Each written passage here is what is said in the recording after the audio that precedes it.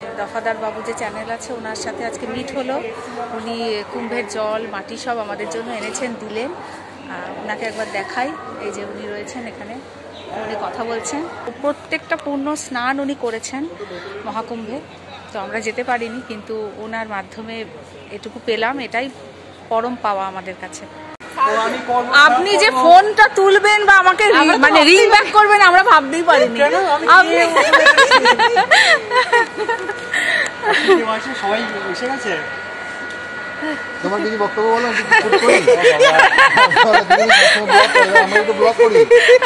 কেমন কাটলো না কাটলো বলো, শুনি আমরা।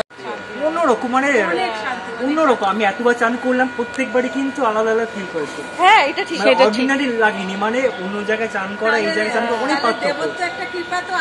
অবশ্যই তো, অবশ্যই, না হলে এত লোক কেন আসছে, কেন যাচ্ছে, তারা পাগল। হ্যাঁ, আমার কথা এটা হলো যে কেউ যদি মনে করে যে আমি পাপ করেছি, পাপ করে এখানে ডুব মারলে পাপ হয়, এটা পুরো ভুল কথা। না না, সনাতন ধর্ম কি এত বড় জিনিস, বিশ্বাসটাই আসল। আমি যাচ্ছি খারাপ মানুষ আমি ভাবছি, আমি চান করলাম, চান করার পরে আমি যে যে ভুল কাজ করেছি অতীতে সেগুলো মুছে দিয়ে নতুন করে শুরু করতে হবে, তাহলেই মহাকুম্ভের মান্যতা। যদি আমি যা করছি সেই একই জিনিস করে যাচ্ছি, চান করে কোনো লাভ নেই। ঠিক কথা হিসাবে, তাই না?